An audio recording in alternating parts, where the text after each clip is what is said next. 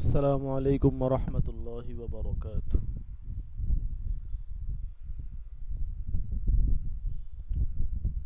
জি, আশা করি ভালো আছেন। আমার আওয়াজ কি পুরোপুরি শোনা যাচ্ছে? জি ইনশাল্লাহ শোনা যাচ্ছে। আচ্ছা। বাবুল আজান থেকে হবে আজকে?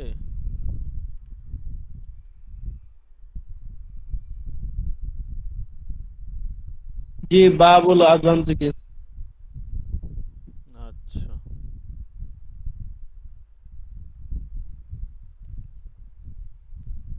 এটা কতটুকু হবে আপনার নেসাব? কতটুকু দেখছিলেন?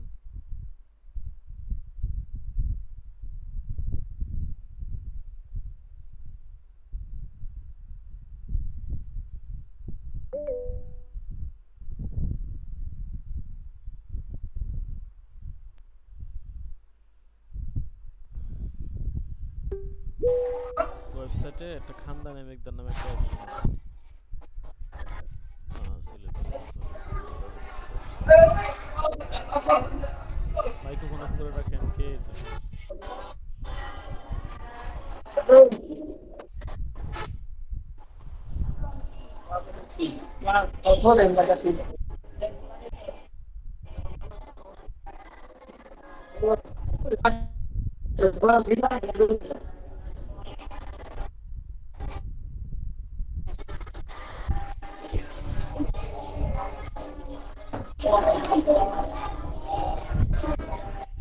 মাইক্রোফোন বন্ধ করুন।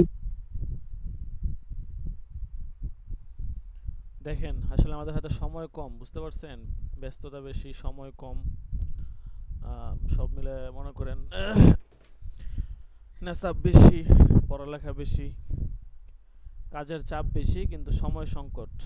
যার কারণে দেখা গেছে মিন বেদায়াতি কিতাবিল ইতকি ইলা আখরি কিতাবিল লিবাস, না, কিতাবিজ জাকাত, কিতাবু জাকাতের শেষ পর্যন্ত আর কি, ওই মোটামুটি আপনার 450-500 পৃষ্ঠা হবে। দেখেন 50-60 পৃষ্ঠা করে পড়লে শেষ হয়ে যাবে দ্রুত সহজেই।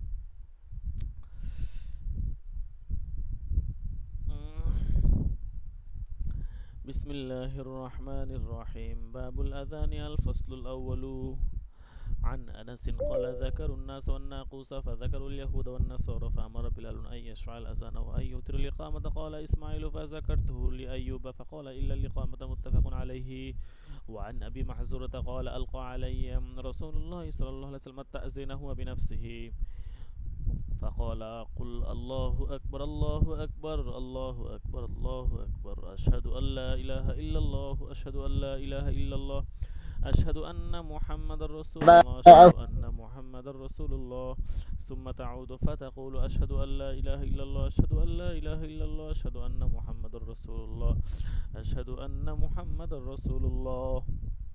حي على الصلاة حي على الصلاة حي على الفلاح حي على الفلاح الله أكبر الله أكبر لا إله إلا الله. رواه مسلم. এক সাহাবীকে হযরত আবু মাহজুরা রাদিয়াল্লাহু আনহু ওনাকে রাসূল সাল্লাল্লাহু আলাইহি সাল্লাম আযান শিক্ষা দিয়েছেন, যে আযান তুমি এইভাবে দিবে। ওখান থেকেই আযান আমরা শিখতে পেয়েছি। الفصل الثاني. عن ابن عمر قال كان الأذان على عهد رسول الله صلى الله عليه وسلم مرتين مرتين والإقامة مرة غير أنه كان يقول قد قامت الصلاة قد قامت الصلاة. رواه أبو داود والنسائي والدارمي. وعن أبي محذورة أن النبي صلى الله عليه وسلم علمه الأذان 19 كلمة والإقامة 17 كلمة. رواه أحمد والترمذي وأبو داود والنسائي والدارمي وابن ماجه.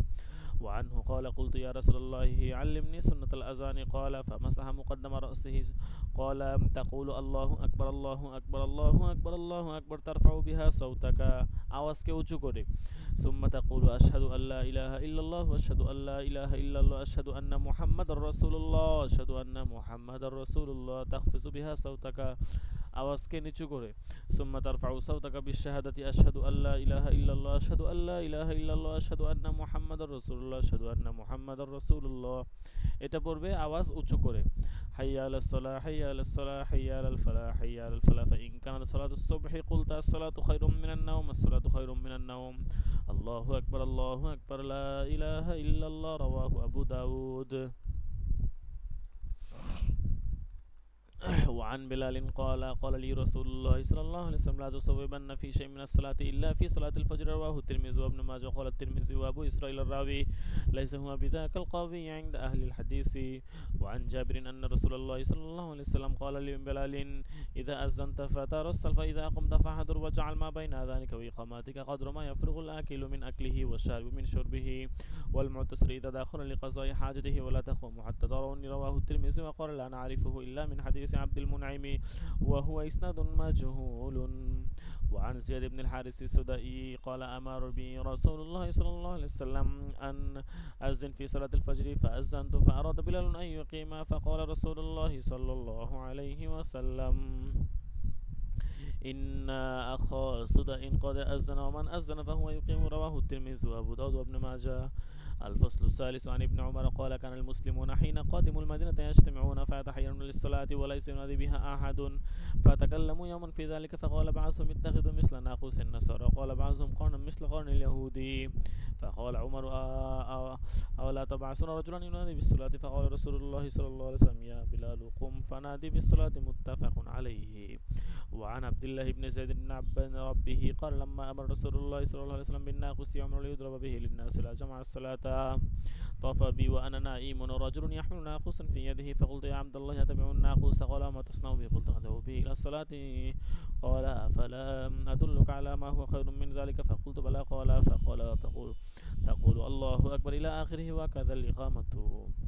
প্রথম দিকে আজানটা হচ্ছে যে আপনার আজান তো ছিল না নামাজের জন্য এভাবে সিংগায় ফু দিয়ে অথবা আপনার দেখা গেছে বিভিন্ন ধরনের আপনার বাদ্যযন্ত্র ছিল আর কি, ঠিক আছে, সিঙ্গার মতো এগুলোর মধ্যে ফুটু দিয়ে অথবা এগুলোতে আওয়াজ করে আজান দিত।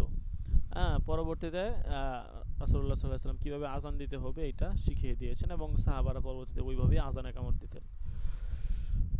فلما أصبحت أتيت رسول الله صلى الله عليه وسلم فأخبرته بما رأيت فقال إنها لرؤيا حق إن شاء الله فقم مع بلال فألقي عليه ما رأيت فليؤذن به فإنه أندى صوتا منك فقمت مع بلال فجعلت ألقيه عليه ويؤذن به قال فأسمع بذلك عمر بن الخطاب فهو في بيتي فخرج يهرج رداه يقول رسول الله والذي بعثك بالحق لقد رأيت مثل ما أوريا فقال رسول الله صلى الله عليه وسلم فلله الحمد. رواه أبو داود الدارمي وابن ماجه إلا أنه لم يذكر الإقامة. قال الترمذي هذا حديث صحيح لكنه لم يصرف قصة الناقوس. আজানের কালিমাগুলো সাহাবেরা স্বপ্ন দেখছিলেন, এর মধ্যে হযরত ওমর রাদিয়াল্লাহু আনহু ছিলেন, তিনিও আজানের কালিমাগুলো স্বপ্ন দেখেছিলেন। وعن أبي بكرة قال خرجت مع النبي صلى الله عليه وسلم لصلاة الصبح فكان لا يمر برجل إذا ناداه بالصلاة أو حركه برجله. رواه أبو داود. وعن مالك بلغه أن المؤذن جاء عمر يؤذنه لصلاة الصبح فأجده نائما فقال الصلاة خير من النوم فأمره عمر أن يجعلها في نداء الصبح. رواه في الموطأ. وعن عبد الرحمن بن سعد بن عمرو بن سعد مؤذن رسول الله صلى الله عليه وسلم حدثني أبي عن أبيه عن جده أن رسول الله صلى الله عليه وسلم أمر بلالا أن يجعل إصبعيه في أذنيه فقال إنه أرفع لصوتك. رواه ابن ماجه. باب فضل الأذان وإجابة المؤذن. আজানের ফজিলত এবং মুয়াজ্জিন যখন আজান দিবে তখন জবাব দিতে হবে, ঠিক আছে। الفصل الأول عن معاوية قال سمعت رسول الله صلى الله عليه وسلم المؤذن أطول الناس عناقا يوم القيامة. رواه مسلم. হাদিসে আছে মুয়াজ্জিনদের যারা মুয়াজ্জিন, ঠিক আছে, মুয়াজ্জিনের অনেক ফজিলত আছে, তবে খালেস আল্লাহ তাআলার জন্য হওয়া লাগবে, আল্লাহ তাআলার উদ্দেশ্যে দিল থেকে হৃদয় দিয়ে এই কাজ করতে হবে, তাহলে হচ্ছে যে আশা করা যায় আল্লাহ তাআলা এবং রাসূলুল্লাহ যেই ফজিলতের কথা বলছেন হাদিসে এই ফজিলত হয়তো আমরা পাবো, এটা আশা করা যায়। তো কাজেই ওই দিল থেকে করতে হবে, মানুষকে দেখানোর জন্য করলে তখন কিন্তু আবার এটা আমরা এই ফজিলত পাবো না। জন্য যারা মুয়াজ্জিন তাদের জন্য কিয়ামতের দিন তাদের গর্দান আনাক উনুক মানে গর্দান তাদের আতওয়ালুন নাস মানুষের মধ্যে সবচেয়ে লম্বা হবে। وعن أبي هريرة رضي الله عنه قال رسول الله صلى الله عليه وسلم إذا نودي للصلاة أدبر الشيطان له ضراد حتى لا يسمع التأذين فإذا قضي النداء أقبل حتى إذا صيب للصلاة أدبر حتى إذا قضي التصويب أقبل حتى يقترب من المرء نفسه يقول أذكر كذا كذا أذكر كذا كذا لما لم يكن يذكر حتى يظل الرجل لا يدري كم صلى. متفق عليه. وعن أبي سعيد الخدري قال رسول الله صلى الله عليه وسلم لا يسمع مدى صوت المؤذن حي إنس ولا إنس ولا شيء إلا شهد له يوم القيامة. رواه البخاري.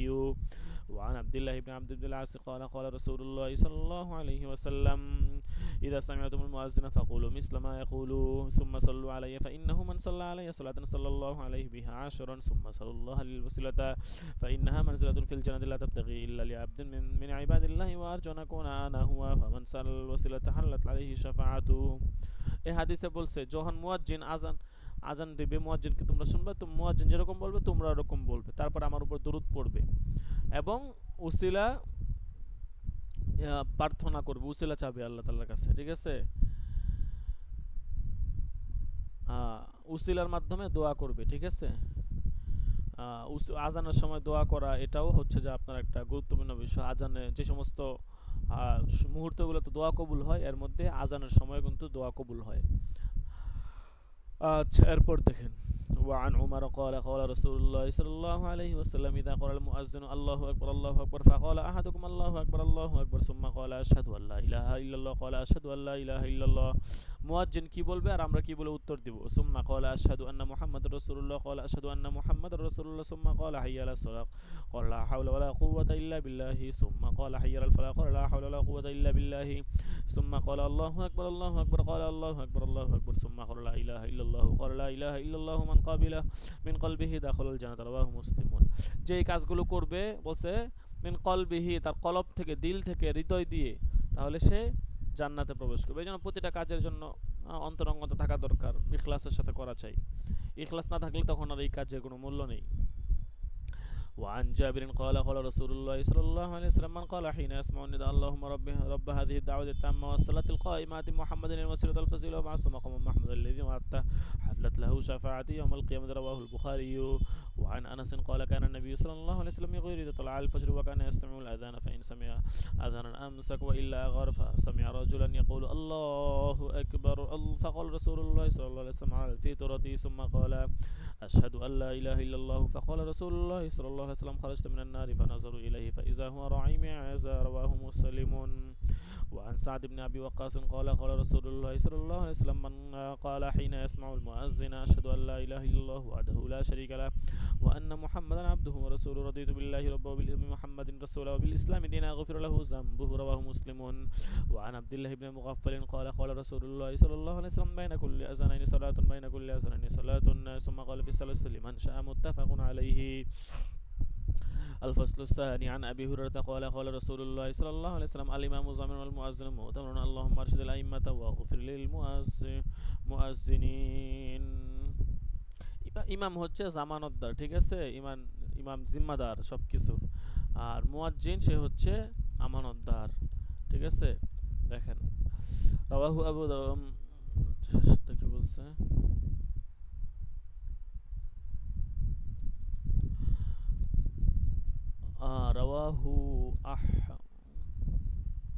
رواه أحمد وأبو داود الترمذي والشافعي وفي أخرى له بلفظ المصابيح. وعن ابن عباس قال قال رسول الله صلى الله عليه وسلم من أذن 7 سنين محتسبا كتب له براءة من النار رواه الترمذي وأبو داود وابن ماجه. এখানে 7 বছরের কথা বলছে। কোনো ব্যক্তি যদি 7 বছর এরকম আজান দেয় তাহলে জাহান্নাম থেকে মুক্তির টিকিট তাকে দেওয়া হবে। 7 বছর যদি লাগাতার আজান দেয়, তো এটা ইখলাসের সাথে হতে হবে, ঠিক আছে? আল্লাহ তাআলা কবুল করে নিলে তখনই আপনি আজানের বিনিময়ে আপনি জান্নাত পাবেন। وعن عقبة بن عامر قال قال رسول الله صلى الله عليه وسلم يعجب ربك من راعي غنم في رأس شاذية للجبل يؤذن بالصلاة ويصلي فيقول الله عز وجل انظروا إلى عبدي هذا يؤذن ويقيم الصلاة يخاف مني قد غفرت لعبدي وأدخلته الجنة رواه أبو داود النسائي. وعن ابن عمر قال قال رسول الله صلى الله عليه وسلم ثلاثة على كشبان المسك يوم القيامة عبد أدى حق الله وحق مولاه ورجل أما قوما وهم به راضون ورجل ينادي بالصلوات الخمس كل يوم والذي رواه الترمذي وقال هذا حديث غريب.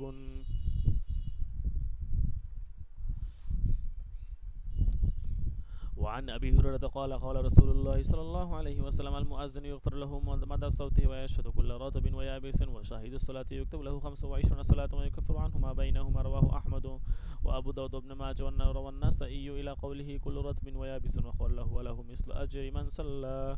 وعن عثمان بن أبي العاص قال قلت يا رسول الله اجعلني إمام قومي قال أنت إمامهم واقتد بأضعفهم واتخذ مؤذنا لا يأخذ على أذانه أجرا. رواه أحمد وأبو داود والنسائي. وعن أم سلمة رضي الله عنها قالت علمني رسول الله صلى الله عليه وسلم أن أقول عند أذان المغرب اللهم هذا إقبال ليلك وإدبار نهارك وأسوات دعاتك فاغفر لي. رواه আবু দাউদ ওয়াল বাইহাকি ফি দাওয়াতিল কাবীরি। এটা একটা দোয়া, বুঝছেন? এটা যারা পারেন শিখে নেবেন। মাগরিবের যখন হচ্ছে যে আজান হতো ওই সময়টাতে এই দোয়াগুলো রাসূল সাল্লাল্লাহু আলাইহি ওয়াসাল্লাম পাঠ করতেন। এরপর দেখেন وعن أبي أمامة أو بعض أصحاب رسول الله صلى الله عليه وسلم قال إن بلالا أخذ في الإقامة فلما أن قال قد قامت الصلاة قال رسول الله صلى الله عليه وسلم أقامها الله وأدامها. وقال في سائر الإقامة كنحو حديث عمر في الأذان. رواه أبو داود.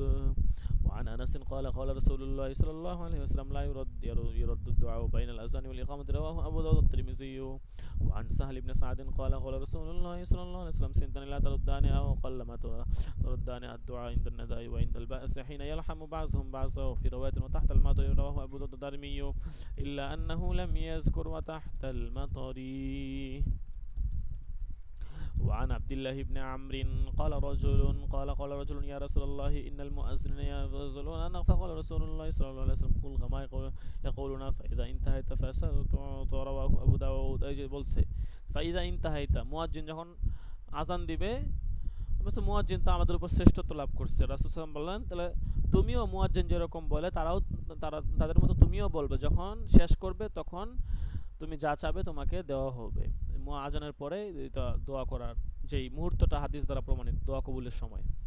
الفصل الثالث. وعن جابر قال سمعت النبي صلى الله عليه وسلم يقول إن الشيطان إذا سمع النداء بالصلاة ذهب حتى يكون مكان الروحاء. قال الراوي والروح من المدينة على 36 ميلا. رواه مسلم.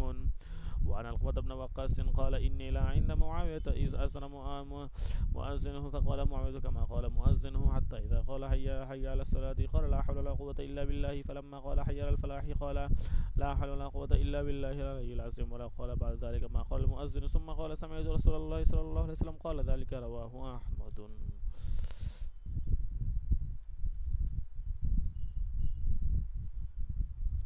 وعن أبي هريرة قال كنا مع رسول الله صلى الله عليه وسلم فقام بلال ينادي فلما سكت قال رسول الله صلى الله عليه وسلم من قال مثل هذا يقرأ دخل الجنة. رواه النسائي.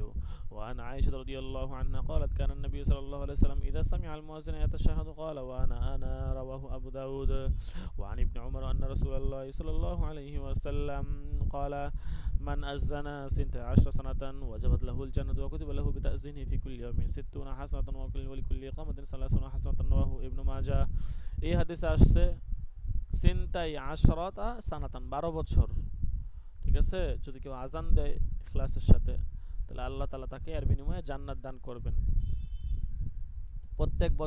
প্রত্যেক দিনের আজানের বিনিময়ে 60 হাসানা, 60টি কল্যাণ তার জন্য লেখা হবে এবং প্রত্যেকটা একামতের জন্য 30টা করে নেকি কল্যাণ তার জন্য লেখা হবে। وعنه قال كنا نؤمر بالدعاء عند أذان المغرب. رواه البيهقي في الدعوات الكبير.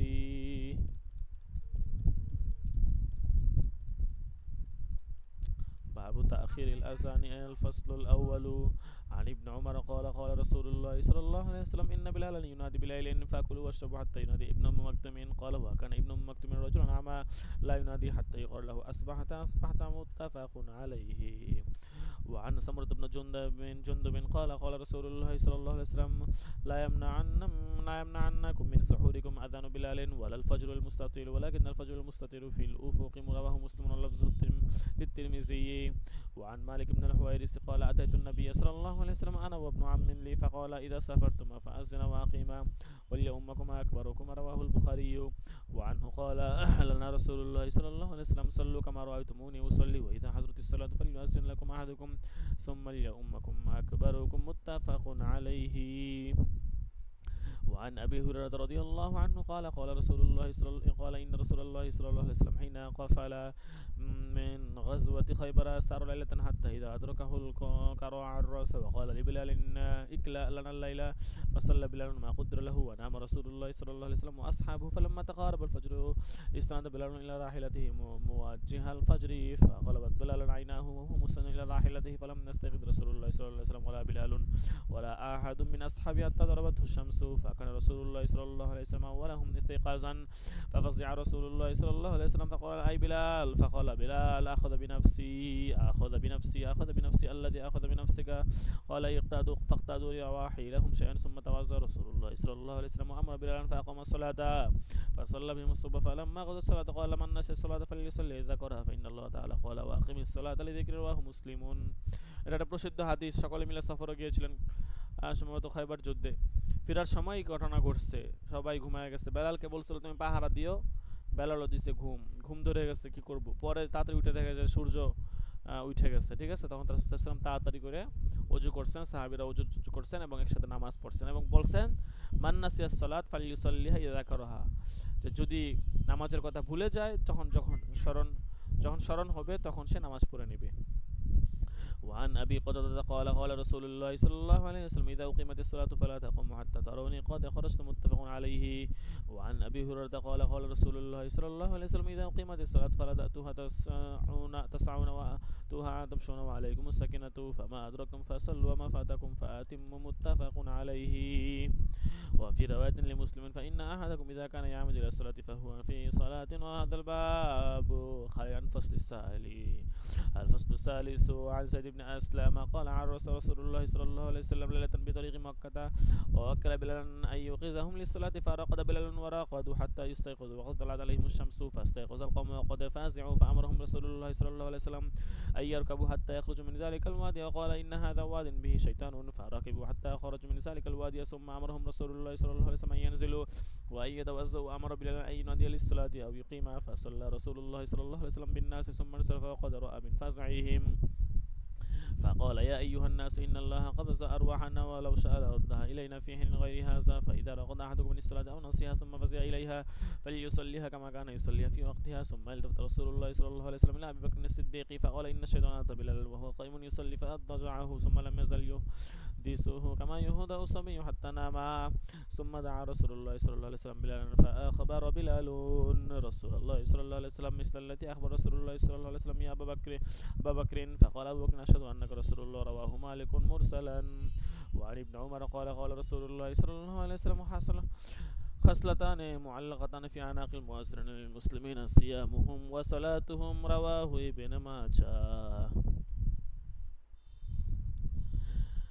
বাবুল মাসাজিদি ওয়া মাওয়াজি'is সালাতি মসজিদ এবং নামাজের স্থান সম্পর্কিত অধ্যায় আল ফাসলুল আউয়ালু আন ইবনে আব্বাস قال لما دخل النبي صلى الله عليه وسلم البيت دعا في نواحيه كلها ولم يصلي حتى خرج منه فلما خرج ركع ركعتين في قبل الكعبة وقال هذه القبلة رواه البخاري ورواه مسلم عنه عن أسامة بن زيد وعن عبد الله بن عمرو رضي الله عنهما أن رسول الله صلى الله عليه وسلم دخل الكعبة وهو أسامة بن زيد وعثمان بن طلحة الحاجبي وبلال بن رباح فأغلقها عليه ومكث فيها فسألت بلالا حين خرج ماذا صنع رسول الله صلى الله عليه وسلم فقال جعل عمودا عن يساره وعمودا عن يمينه وثلاث أعمدة وراها وكان البيت يومئذ على 6 أعمدة ثم صلى متفق عليه وعن أبي هريرة رضي الله عنه قال قال رسول الله صلى الله عليه وسلم صلاة في مسجدي هذا خير من 1000 صلاة فيما سواه إلا المسجد الحرام متفق عليه وعن أبي سعيد الخدري قال قال رسول الله صلى الله عليه وسلم لا تشد الرحال إلى 3 مساجد المسجد الحرام والمسجد الأقصى مسجدي هذا متفق عليه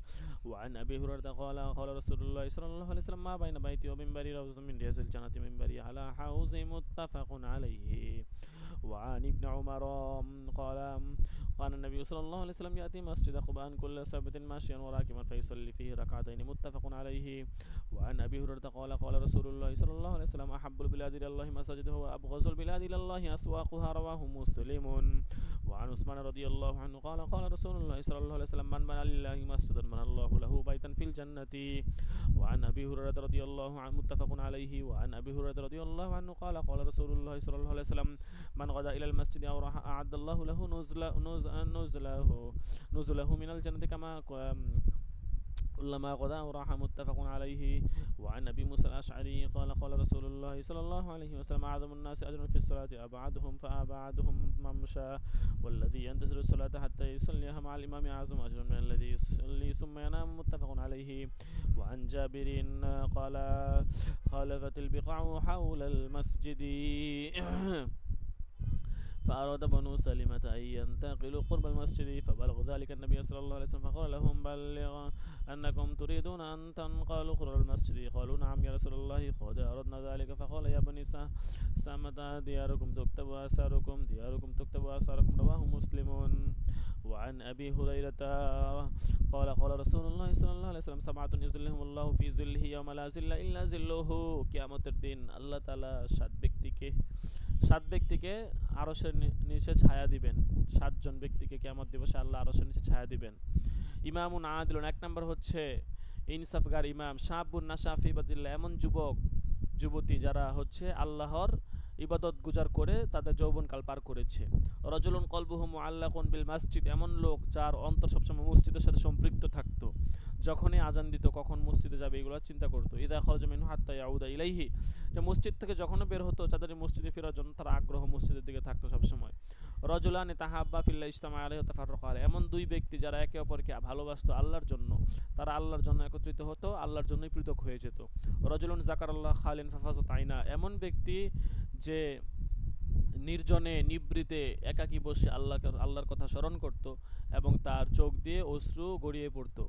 রজুলুন দাআতহু ইমরাআতুন জাতু হাসাবিন ওয়া জামালিন ফাকালা ইন্নী আখাফুল, এমন এক ব্যক্তি যেই ব্যক্তিকে কোনো এক সুন্দরী রমণী রূপসী নারী তাকে এমন নারী যে রূপসী এবং বংশমর্যাদা সম্পন্ন নারী তার দিকে আহ্বান করেছে, কিন্তু সে বলেছে আমি আল্লাহকে ভয় পাই। রাজুলুন তাসাদ্দাকা বিসাদকাতিন ফাআখফাহা, এমন ব্যক্তি যে এমন গোপনে সদকা করেছে গোপনে, ফাআখফাহা হাত্তা তাআলামা শিমালুহু মা তুনফিকু ইয়ামিনুহু, তার ডান হাত কি খরচ করেছে তার বাম হাত তা জানে না, এমন ভাবেই সে সদকা করেছে। এইরকম 7 পর্যায়ের ব্যক্তিকে আল্লাহ তাআলা আরশের নিচে ছায়া দিবেন, যেদিন কোনো ছায়া থাকবে না, এই দিন তারা ছায়া পাবে। আচ্ছা দেখেন, আল্লাহ তাআলা আমাদের মধ্যে আমাদেরকে অন্তর্ভুক্ত অর্থ বিধান করুন, আমিন। হ্যাঁ, যারা ব্যবসা করবে সৎভাবে, যারা সৎভাবে ব্যবসা করবে তাদের হবে। তাদের কথা তো নাই, ছায়া দেওয়ার কথা নাই, সৎভাবে যারা ব্যবসা করবে তাদের হাসন নাসর নবীদের সাথে হবে, ওইটা আছে। কিন্তু ছায়া দিবে এই 7 ব্যক্তিকে আর কি, ঠিক আছে। তাদেরকে তারা ছায়া পাবে কিনা ওটা পরের হিসাব, কিন্তু বিশেষভাবে এই 7 ব্যক্তি অবশ্যই ছায়া পাবে, ঠিক আছে। আচ্ছা এরপর দেখেন وعنه قال قال رسول الله صلى الله عليه وسلم صلاة الرجل في الجماعة تضاعف ولا صلاة في بيته وفي سوقه 25 ضعفا، ذلك أنه إذا توضأ فأحسن الوضوء ثم خرج إلى المسجد لا يخرجه إلا الصلاة ولم يخطو خطوة إلا رفعت عنه بها خطرة وحط عنه بها خطيئة، فإذا صلى لم تزل الملائكة تصلي عليه ما دام فيهم صلاه. اللهم صل عليه اللهم ارحمه ولا يزال أحدكم في صلاة من انتظر الصلاة. وفي رواية قال إذا دخل المسجد كانت الصلاة تحبسه. وزاد في دعاء الملائكة اللهم اغفر له اللهم تب عليه ما لم يؤذي فيه ما لم يحدث فيه، متفق عليه. وعن أبي أسيد قال قال رسول الله صلى الله عليه وسلم إذا دخل أحدكم المسجد فليقل اللهم افتح لي أبواب رحمتك، وإذا خرج فليقل اللهم إني أسألك من فضلك، رواه مسلم. وعن أبي قتادة أن رسول الله صلى الله عليه وسلم قال إذا دخل أحدكم المسجد فليركع ركعتين قبل أن يجلس، متفق عليه. وعن كعب بن مالك قال كان النبي صلى الله عليه وسلم لا يقدم من سفر إلا نهارا في الضحى، فإذا قدم بدأ بالمسجد فصلى فيه ركعتين ثم جلس فيه، متفق عليه. وعن أبي هريرة رضي الله عنه قال قال رسول الله صلى الله عليه وسلم من سمع رجلا ينشد ضالة في المسجد فليقل لا ردها الله عليك فإن المساجد لم تبنى لهذا، رواه مسلم. وعن جابر قال قال رسول الله صلى الله عليه وسلم من أكل من هذه الشجرة المنتنة فلا يقربن مسجدنا فإن الملائكة تتأذى مما تأذى منه الإنس. وعن أنس قال قال رسول الله صلى الله عليه وسلم البزاق في المسجد خطيئة وكفارتها دفنها، متفق عليه। যে আগের হাদিসে বলছে যে এই সমস্ত খাবার যারা খায়, এই সমস্ত পেঁয়াজ রসুন যারা এমনিতে ভক্ষণ করে, তারা যেন মসজিদের কাছাকাছি না আসে, ব্রাশ করে মেসওয়াক করে তারপরে মসজিদে আসবে, ঠিক আছে, কারণ এগুলোর দ্বারা ফেরেশতাদের কষ্ট হয়। আচ্ছা এরপর বলছে যে আগের কালের মসজিদগুলো তো মাটির ছিল, ঠিক আছে, এত পাক্কা পোকা ছিল না, এই জন্য অনেকে মসজিদে ছেপ দিত। তো বলছেন যে মসজিদে ছেপ দেওয়াটা এটা একটা ভালো কাজ না আর কি, এটা খারাপ কাজ। কাফারা হচ্ছে ছেপটাকে দাফন করে দেওয়া, অর্থাৎ মাটির সাথে মিশিয়ে দিবে আর কি, ঠিক আছে। দেখেন متفق عليه. وعن أبي ذر رضي الله عنه قال قال رسول الله صلى الله عليه وسلم عرضت علي أعمال أمتي حسناتها وسيئها فوجدت في محاسن أعمالها الأذى يمات عن طريق وجدت في مساوي أعمالنا النخاعة تكون في المسجد لا تودفن رواه مسلم. وعن أبي هريرة رضي الله عنه قال قال رسول الله صلى الله عليه وسلم إذا قام أحدكم إلى الصلاة فلا يبصق إمامه فإنما يناجي الله ما دام في مصلاه ولا عن يمينه فإن عن يمينه ملكا وليبصق عن يساره أو تحت قدمه فيدفنها. وفي رواية أبي سعيد تحت قدمه اليسرى متفق عليه. وعن عائشة أن رسول الله صلى الله عليه وسلم قال في مرزه الذي لم يقم منه لعن الله اليهود والنصارى اتخذوا قبور أنبيائهم مساجد متفق عليه. وعن جندب قال سمعت النبي صلى الله عليه وسلم يقول ألا وإن من كان قبلكم كانوا يتخذون قبور أنبيائهم وصالحيهم مسجدا ألا فلا تتخذوا القبور مسجدا إنها أنهاكم عن ذلك رواه مسلم. وعن ابن عمر قال قال رسول الله صلى الله عليه وسلم اجعلوا في بيوتكم من صلاتكم ولا تتخذوا قبور متفق عليه. এই হাদিসগুলোতে বলছে যে আলা জেনে রাখো, সাবধান, তোমাদের পূর্বে যারা ছিল তারা হচ্ছে নবীদের কবরগুলোকে, সৎ লোকদের কবরগুলোকে মসজিদ বানাইছে। হ্যাঁ, তোমরা সাবধান থেকো, আমি তোমাদেরকে নিষেধ করে যাচ্ছি, তোমরা কখনো এই কবরকে মসজিদ বানাবে না। ঠিক আছে, বুঝতে পারছেন? তোমাদের ঘরগুলোকে নামাজের স্থান বানাবে, কিন্তু সেগুলোকে কবর হিসেবে বানাবে না। الفصل الثاني عن أبي هريرة قال قال رسول الله صلى الله عليه وسلم ما بين المشرق والمغرب قبلة رواه الترمذي. وعن طلق بن علي قال خرجنا وفدا إلى رسول الله صلى الله عليه وسلم فبايعناه وصلينا معه وأخبرناه أن بأرضنا بيعة لنا فاستوهبنا من فضل طهوره فدعا بماء فتوضأ وتمضمض ثم صبه لنا في إداوة وأمرنا فقال اخرجوا فإذا أتيتم أرضكم فاكسروا بيعتكم واندخوا مكانها بهذا الماء واتخذوها مسجدا. قلنا إن البلد بعيد والحر شد والماء ينشف فقال مدوه من الماء فإنه لا يزيده إلا طيبا رواه النسائي. وعن عائشة قالت أمر رسول الله صلى الله عليه وسلم ببناء المسجد في الدوار وأن ينظف ويطيب رواه أبو داود والترمذي وابن ماجه. وعن ابن عباس قال قال رسول الله صلى الله عليه وسلم ما أمرت بتجديد المساجد. قال ابن عباس لا تزخرفنها كما زخرفت اليهود والنصارى رواه أبو داود. وعن أنس قال قال رسول الله صلى الله عليه وسلم من أشد الساعة أن يتباهى الناس في المساجد رواه أبو داود والنسائي والدارمي وابن ماجه. وعنه قال قال رسول الله صلى الله عليه وسلم عرضت علي أجور أمتي حتى الغزاة يخرجها الرجل من المسجد وعرضت علي ذنوب أمتي فلم أرى ذنبا أعظم من سورة من القرآن أو آية أوتيتها رجل ثم نسيها رواه الترمذي وأبو داود. وعن بريدة قال قال رسول الله صلى الله عليه وسلم بشر المشائين في الظلم إلى المسجد بالنور التام يوم القيامة رواه الترمذي وأبو داود. ورواه ابن ماجه عن سهل بن سعد وأنس. وعن أبي سعيد الخدري قال قال رسول الله صلى الله عليه وسلم إذا رأيتم الرجل يتعاهد المسجد فاشهدوا له بالإيمان فإن الله يقول إنما يعمر مسجد الله من آمن بالله واليوم الآخر رواه الترمذي وابن ماجه والدارمي. وعن عثمان بن مسعود قال يا رسول الله إذن لنا في الاختصاء فقال رسول الله صلى الله عليه وسلم ليس منا من خسى ولا اختصى إنما خسى أمتي الصيام فقال إذن لي في السياحة فقال إن سياحة أمتي الجهاد في سبيل الله فقال إذن لي في الترخي فقال إن ترخب أمتي الجلوس في المسجد انتظر للصلاة رواه في شرح السنة. ওসমান ইবনে মাযউন থেকে বর্ণিত রাসূলুল্লাহ বলেছেন যে আমাদেরকে খোঁজা হওয়ার জন্য অনুমতি দেন। রাসূলুল্লাহ সাল্লাল্লাহু আলাইহি ওয়াসাল্লাম বলেছেন খোঁজা হওয়া, যারা খোঁজা হয়ে যায় এরা আমার উম্মতের অন্তর্ভুক্ত নয়, ঠিক আছে, বরং রোজা রাখবে। 2 নম্বর বলছে যে মরুভূমিতে বসবাসের জন্য অনুমতি দিন। রাসূল সাল্লাল্লাহু আলাইহি ওয়াসাল্লাম বলছেন মরুভূমিতে বসবাস কিংবা মরুযাপন করা এটা আমার উম্মতের এটা কাজ হচ্ছে জিহাদ করা, আল্লাহর রাস্তায় জিহাদ করলেই মরুভূমিতে বসবাস এটা হবে। এরপরে বলছেন আমাদেরকে সন্ন্যাসী বৈরাগ্যতা এটার অনুমতি দিন। রাসূল সাল্লাল্লাহু আলাইহি ওয়াসাল্লাম বলছেন নামাজের জন্য মসজিদে বসে বসে অপেক্ষা করবে, এটাই তোমাদের সন্ন্যাসী হওয়ার মাধ্যম। وعن عبد الرحمن بن عائش قال قال رسول الله صلى الله عليه وسلم رأيت ربي عز وجل في أحسن سورة قال فبما يقتسم المال الأعلى قلت أنت أعلم قال فوضع كفهم بين كتفي فوجدت بردها بين ثدي فعلمت ما في السماوات والأرض وتلا وكذلك نري إبراهيم ملكوت السماوات والأرض وليكون من الموقنين. رواه الدارمي مرسلا للترمذي نحوه عنه. وعن ابن عباس ومعاذ بن جبل وزاد فيه قال يا محمد هل تدري فيه يقسم المال الأعلى قلت نعم في الكفارات والكفارات المكس في المسجد بعد الصلوات والمشي على الأقدام من الجماعة وإبلاغ الوضوء في مكاره فمن فعل ذلك عاش بخير ومات بخير وكان من خطيئته كيوم ولدته أمه. وقال يا محمد إذا صليت فقل اللهم إني أسألك فعل الخيرات وترك المنكرات وحب المساكين وإذا أردتم بعبادك فتنة فاقبضني إليك غير مفتون. قال والدرجات إفشاء السلام وإطعام الطعام والصلاة بالليل والناس نيام. ولفظ هذا الحديث كما في المصاحب لم أجده عن عبد الرحمن إلا في شرح السنة. وعن أبي أمة قال رسول الله صلى الله عليه وسلم ثلاثة كلهم ضامن على الله رجل خرج غاز في سبيل الله فهو ضامن على الله حتى يتوفاه فيدخله الجنة ويرد بما نال من أجر أو غنيمة. ورجل راح إلى المسجد فهو ضامن على الله حتى يتوفاه فيدخله الجنة ويرده بما نال من أجر وغنيمة. ورجل دخل بيته بسلام فهو ضامن على الله رواه أبو داود। এই তিন ব্যক্তির ব্যাপারে আল্লাহ তাআলা জিম্মাদার হবেন। আল্লাহর রাস্তায় যে জিহাদে বের হয়েছে, 2 নম্বর হচ্ছে যে মসজিদের দিকে গিয়েছে, 3 নম্বরে হচ্ছে যে ইসলামে প্রবেশ করেছে, ঠিক আছে, সে তার ঘরে প্রবেশ করেছে নিরাপত্তার সাথে। তাইলে এই 3 ব্যক্তির ব্যাপারে হচ্ছে আল্লাহ তাআলা জামেন, দেখেন, অর্থাৎ তাদের হেফাজত করবেন আর কি।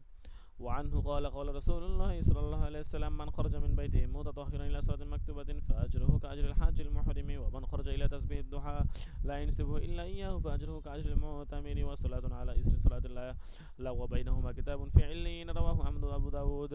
وعن أبي هريرة رضي الله عنه قال رسول الله صلى الله عليه وسلم إذا مررتم برياض الجنة فارتعوا.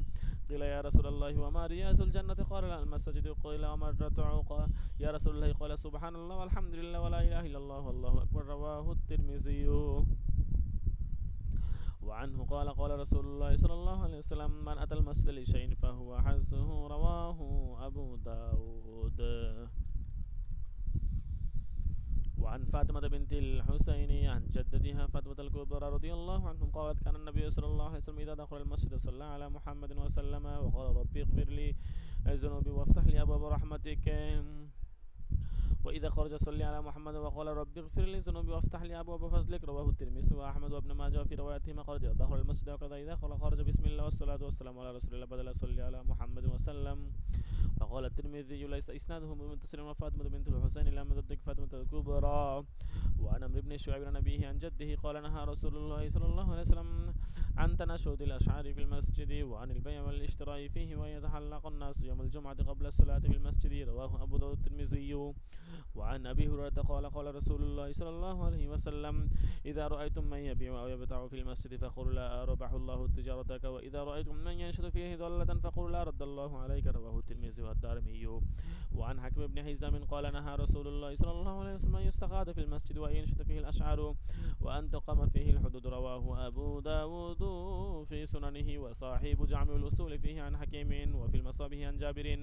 وعن معبد بن قرة عن أبيه أن رسول الله صلى الله عليه وسلم نهى عن هاتين الشجرتين يعني الباسل والسوما قال من أكلهما فلا يقربن مسجدنا وقال إن كنتم لابد أكليهما فأميتهما طبخا رواه أبو داود. وعن أبي سعيد قال رسول الله صلى الله عليه وسلم الأرض كلها مسجد إلا المقبرة والحمام رواه أبو داود الترمذي والدارمي. وعن ابن عمر قال نهى رسول الله صلى الله عليه وسلم أن يصلي في 7 مواضع من المزبلة والمأزرة والمقبرة وخارج الطريق وفي الحمام وفي المعادن الإبل وفوق صحن بيت الله رواه الترمذي وابن ماجه. وعن أبي هريرة قال رسول الله صلى الله عليه وسلم صلوا في مرابز الغنم ولا تصلوا في أعطان الإبل رواه الترمذي. وعن ابن عباس رضي الله عنهما قال لعن رسول الله صلى الله عليه وسلم زائرة القبور المتخذين عليه المساجد والسروج رواه أبو الترمذي والنسائي. وعن أبي أمة قال إن خبرا من اليهود سأل النبي صلى الله عليه وسلم أي البقاء خير فسكت عنه وقال أسكت حتى يجيء جبريل فسكت وجاء جبريل عليه السلام فسأل فقال المسؤول عنها بأعلم من السائل ولكني أسأل ربي تبارك وتعالى. ثم قال جبريل يا محمد إني دنوت من الله دنوا ما دنوت منه قال وكيف كان جبريل يا جبريل؟ قال كان بيني وبينه 70,000 عجب من نور فقال شر البقاع أسواقها وخير البقاع مساجدها. الفصل الثالث দেখেন শেষ করে দিচ্ছি এই ফসলটা পড়ে। عن أبي هريرة قال سمعت رسول الله صلى الله عليه وسلم يقول من جاء مسجدي هذا لم يأتي إلا لخير يتعلمه أو يعلمه فهو بمنزلة المجاهد في سبيل الله ومن جاء لغير ذلك فهو بمنزلة الرجل ينظر إلى متاع غيره. رواه ابن ماجه والبيهقي في شعاب الإيمان. وعن الحسن مرسلا قال قال رسول الله صلى الله عليه وسلم يأتي على الناس زمن يكون حديثهم في مساجدهم في أمر دنياهم فلا تجالسهم فليس الله فيهم حاجة. رواه البيهقي في شعاب الإيمان. وعن السائب بن يزيد قال كنت نائما في المسجد فحسبني رجل فنظرت فإذا هو عمر بن الخطاب فقال اذهب فأوتي بهذين فجئته بهما فقال ممن أنتما أو من أين أنتما؟ قال من أهل الطائف. قال لو أنتما من أهل المدينة لوجعتكما ترفعني أصواتكما في مسجد رسول الله صلى الله عليه وسلم. رواه البخاري. وعن مالك قال بنى عمر رحابة في ناحية المسجد تسمى البطيحاء وقال من كان يريد أن يغلط أو ينشد شعرا أو يرفع صوته فليخرج إلى هذه الرحابة. رواه في الموطأ. وعن أنس قال أن النبي صلى الله عليه وسلم نخامة في القبلة فشق ذلك عليه حتى رؤي في وجهه فقام فحكه بيده فقال إن أحدكم إذا قام في الصلاة فإنما يناجي ربه وإن ربه بينه وبين القبلة فلا ينسقن أحدكم قبل قبلته ولكن عن يساره أو تحت قدمه ثم أخذ طرفه ردائه فبصق فيه ثم رد بعضه على بعض فقال أو يفعل هكذا. رواه البخاري.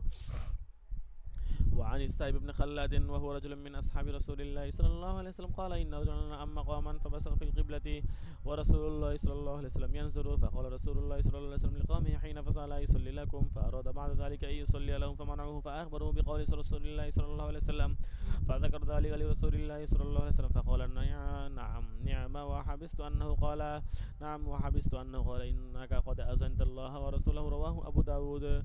وعن معاذ بن جبل قال احتبس عنا رسول الله صلى الله عليه وسلم ذات غداة عن صلاة الصبح حتى كدنا نترى يعني عين الشمس فخرجنا سريعا فصلوا بالصلاة فصلى رسول الله صلى الله عليه وسلم وتجوز في صلاته فلما سلم دعا بصوته فقال لنا على مصافكم كما أنتم ثم انفتل إلينا ثم قال أما إني سأحدثكم ما حبسني عنكم الغداة إني قمت من الليل فتزودت وصليت ما قدر لي فنعست في صلاتي حتى استقلت فإذا أنا بربي تبارك وتعالى في أحسن صورتي فقال يا محمد قلت لبيك لبيك يا رب لبيك رب قيل فيما يقتسم الملأ الأعلى قلت لا أدري قالها ثلاثا قال فرأيته وضع كفه بين أتفيه حتى وجدت مرد أنا منه بين صديه فتحل لكل شيء وعرفت فقال يا محمد قلت لبيك ربي قال فيما يقتسم الملائكة الأعلى قلت في الكفارات قال وما هن قلت مشي الأقدام إلى الجماعة والجلوس في المسجد بعد الصلوات وإسباغ الوسط حين الكارهات قال فيما قلت ثم فيما قلت في الدرجات قال وما هن قلت إطعام الطعام ولين الكلام والصلاة والناس نيام ثم قال سل قل اللهم إني أسألك خير الخيرات وترك المنكرات وحب المساكين وأن تغفر لي وترحمني وإذا أردت خطر في قوم فتوفني غير مفتون وأسألك حبك وحب من يحبك وحب عمل يقربني إلى حبك. فقال رسول الله صلى الله عليه وسلم إنها حق فاردسوها ثم تعلموها. رواه أحمد الترمذي وقال هذا حديث حسن صحيح وليس محمد بن إسماعيل عن هذا الحديث فقال هذا حديث صحيح. وعن عبد الله بن عمرو بن العاص قال كان رسول الله صلى الله عليه وسلم يقول إذا دخل المسجد أعوذ بالله العظيم وبوجهه الكريم وسلطانه القديم من الشيطان الرجيم قال فإذا قال ذلك قال الشيطان قال ذلك قال الشيطان حفظ مني سائر اليوم. ورواه أبو داود. وعن طائب بن يسار قال قال رسول الله صلى الله عليه وسلم اللهم لا تجعل قبري وصنا يعبد اشتد غضب الله على قوم اتخذوا قبور أنبيائهم مساجد. رواه مالك مرسلا. وعن معاذ بن جبل قال كان النبي صلى الله عليه وسلم يستحب الصلاة في الحياتين قال بعض رواته يعني البساتين. رواه الترمذي وقال هذا حديث غريب لا نعرفه إلا من حديث الحسن بن أبي جعفر وقد ضعفه يحيى بن سعيد وغيره. وعن أنس بن مالك قال قال رسول الله صلى الله عليه وسلم صلاة الرجل في بيته بصلاة وصلاة في مسجد القبائل ب25 صلاة وصلاة في مسجد الذي يجمع فيه ب500 صلاة وصلاة في المسجد الأقصى ب5000 صلاة وصلاة في مسجد ب50,000 صلاة وصلاة في المسجد الحرام ب100,000 صلاة. رواه ابن ماجه. وعن أبي ذر قال قلت يا رسول الله أي مسجد وزع في الأرض أول مسجد قال المسجد الحرام قال قلت ثم أي قال ثم المسجد الأقصى قلت ثم بينهما قال 40 عاما ثم الأرض لك مسجد فحيثما أدركت الصلاة فصل متفق عليه. আচ্ছা দেখেন বাবু সতর ঠিক আছে সতর সম্পর্কে ইনশাআল্লাহ আগামী সবকে হবে। বাবু জাকাত শেষ করতে হবে আর কি, বুঝতে পারছেন? তো মোটামুটি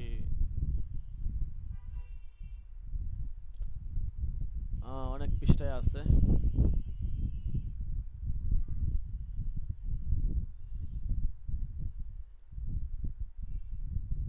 ইস,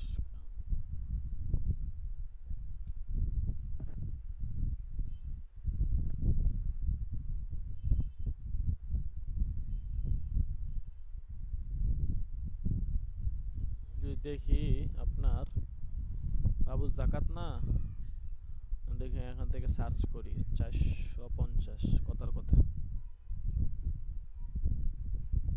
বা কিতাবুস সলাত আরো বাকি দেখছেন নি? 500 যাই,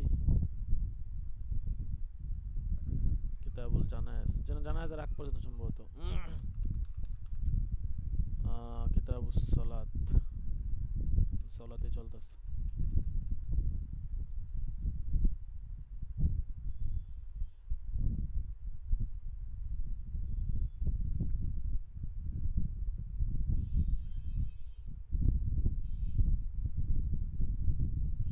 ও, কিতাবু সলাতের শেষ পর্যন্ত আমাদের নেসাব ছিল, কিন্তু আমরা তো কিতাবু সলাতের শেষ পর্যন্ত পড়তে পারি নাই। মিন বেদায়াতে কিতাবিল জানাইজ ইলা আখরি কিতাবিজ জাকাত, কিতাবু জাকাতের শেষ পর্যন্ত পড়তে হবে। বাবারে, বহুত পড়া। আচ্ছা, এখান থেকে আর একটু পরে যাই। 550 কিতাবুল জানায়েজ,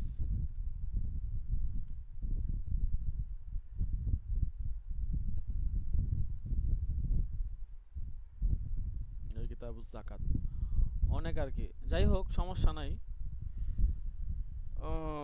মোটামুটি 500 550 পৃষ্ঠা পড়লে মোটামুটি হয়ে যাবে আর কি। ঠিক আছে। কারণ আমরা তো প্রথম খণ্ড তো দ্বিতীয় খণ্ড যেটা শুরু করছি ওইটা মূলত প্রথম খণ্ডেরই অংশ, বুঝতে পারছেন?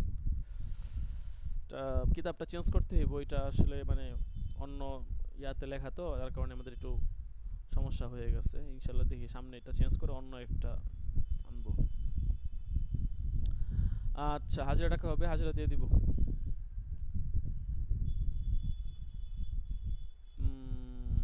আজকে হচ্ছে 50 নম্বর দরস। ঠিক আছে। আল্লাহু আকবার, আল্লাহু আকবার।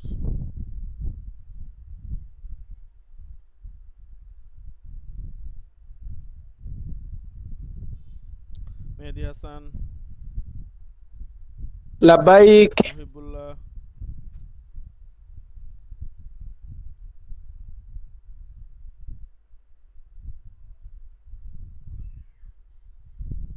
মুহিবুল্লাহ নাই। আচ্ছা, মুহাম্মদ আলী, হামিদুল্লাহ আল হাসান আছে, রিফাত হাসান আছে, রিফাত হাসান, মিজানুর রহমান। আচ্ছা, দিয়ে ছিল।